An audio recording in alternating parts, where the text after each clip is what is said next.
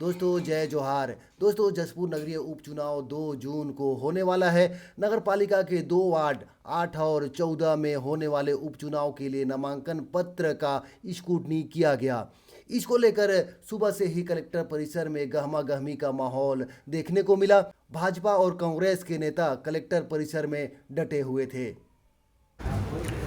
नगरीय निकाय उपचुनाव में कांग्रेस को सोमवार को उस वक्त करारा झटका लगा जब उप जिला निर्वाचन अधिकारी प्रदीप साहू ने कांग्रेस की प्रत्याशी अंजेलिना किरकेट्टा का नामांकन निरस्त कर दिया। उप जिला निर्वाचन अधिकारी ने अपने निर्णय में कहा कि अभ्यर्थी द्वारा अपने दावे के समर्थन में प्रस्तुत किए गए दस्तावेज कमी को पूरा नहीं कर पाए और मतदाता सूची में नाम जोड़ने का अनुरोध उनके अधिकार क्षेत्र के बाहर है। कांग्रेस के जिलाध्यक्ष यूडी मिंज ने इस निर्णय को हाई कोर्ट में चुनौती देने की बात कही है। स्क्रूटनी के दौरान वार्ड क्रमांक 14 की कांग्रेस के प्रत्याशी अंजेलिना किरकेट्टा के नामांकन फार्म के साथ मतदाता सूची नदारत पाया गया। इस पर आपत्ति जताते हुए अंजेलिना से उनका पक्ष मांगा गया था।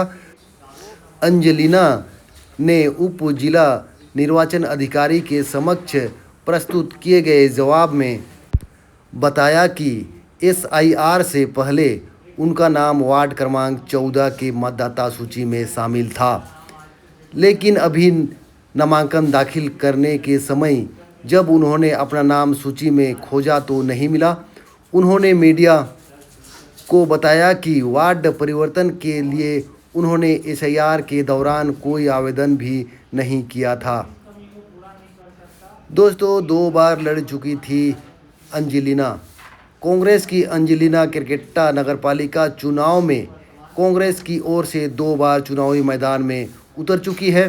वर्ष 2019 के नगरीय निकाय चुनाव में भाजपा की प्रत्याशी अंजेला खेस ने उन्हें मात्र 1 वोट से हराया था। वहीं 2025 में भाजपा के प्रत्याशी विनोद निकुंज को 50 वोट से विजय घोषित किए गए थे। इस लिहाज से अंजेलिना और भाजपा की प्रत्याशी प्रिया सिंह के बीच कांटे का मुकाबला होना तय माना जा रहा था। अब 2 मई को होने वाले मतदान के बाद स्थिति स्पष्ट हो सकेगी। दोस्तों स्क्रूटनी के दौरान अंजेलिना का मतदाता सूची में नाम शामिल ना होना पाया गया।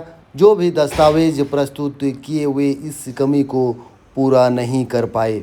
मतदाता सूची में नाम शामिल करने का अनुरोध अधिकार क्षेत्र से बाहर होने के कारण नामांकन अस्वीकार किया गया। उप जिला निर्वाचन अधिकारी जसपुर प्रदीप साहू जी ने सुनवाई के दौरान बताए। दोस्तों स्क्रूटनी के बाद वार्डों की स्थिति। वार्ड क्रमांक 8 से भाजपा की ओर से प्रेमलता साहू और कांग्रेस की ओर से उर्मिला भगत मैदान में रह गई हैं। वहीं वार्ड क्रमांक 14 से भाजपा की ओर से प्रिया सिंह और कांग्रेस की ओर से प्यारी कुजूर मैदान में होंगी। कांग्रेस की प्रत्याशी अंजेलिना किरकेट्टा का नामांकन जो है ये रद्द किया गया है, क्या प्रतिक्रिया देंगे इसमें? तो ये सरासर गलत है। जो नियम है उनकी अवहेलनाएं की गई हैं, जबकि स्पष्ट निर्देशित किया गया है कि किसी भी प्रत्याशी को या आवेदक को अगर कोई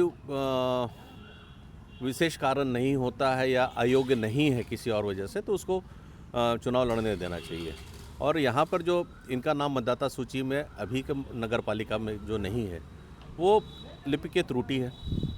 जब एसआईआर में विधानसभा का जो मतदाता सूची है, जब उसमें उनका नाम है, भाग संख्या 278 के 423 में उनका नाम है, अंकित है, तो ये लिपिक त्रुटि ही मानी जाएगी, क्योंकि बीएलओ का तो दायित्व होता है कि हर घर से उनको वो लेना है मतदाताओं का नाम को जोड़ना है।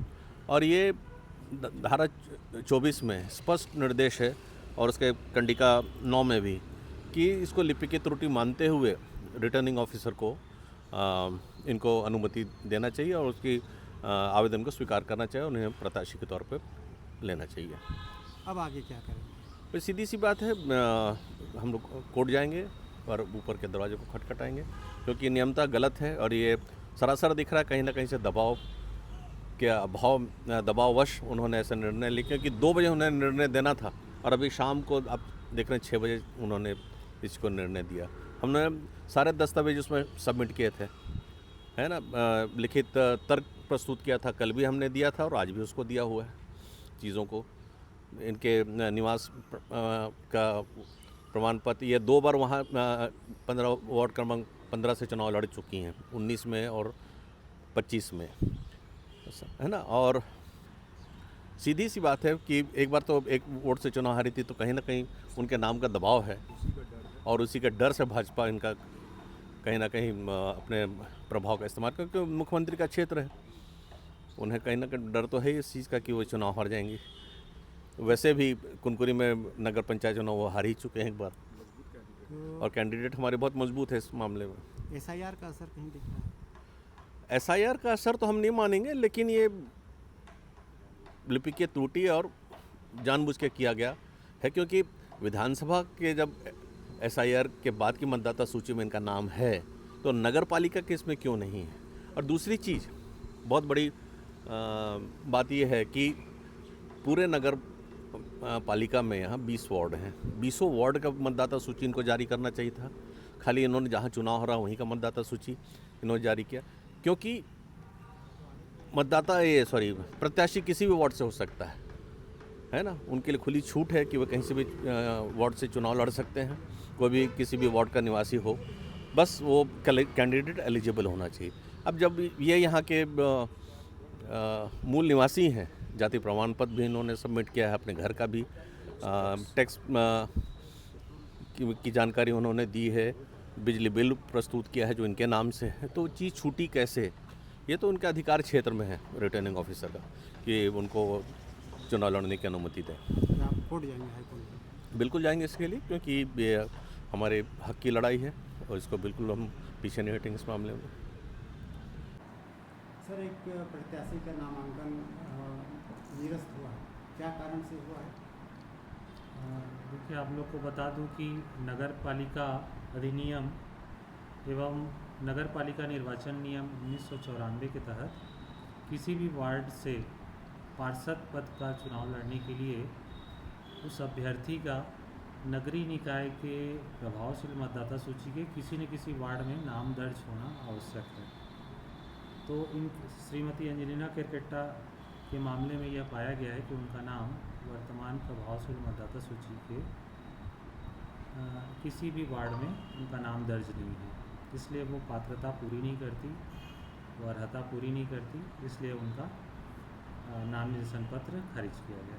सर, ये बोला जा रहा है कि सभी 20 वार्ड का मतदाता सूची अभी तक प्रकाशित नहीं हुआ है, इसलिए ये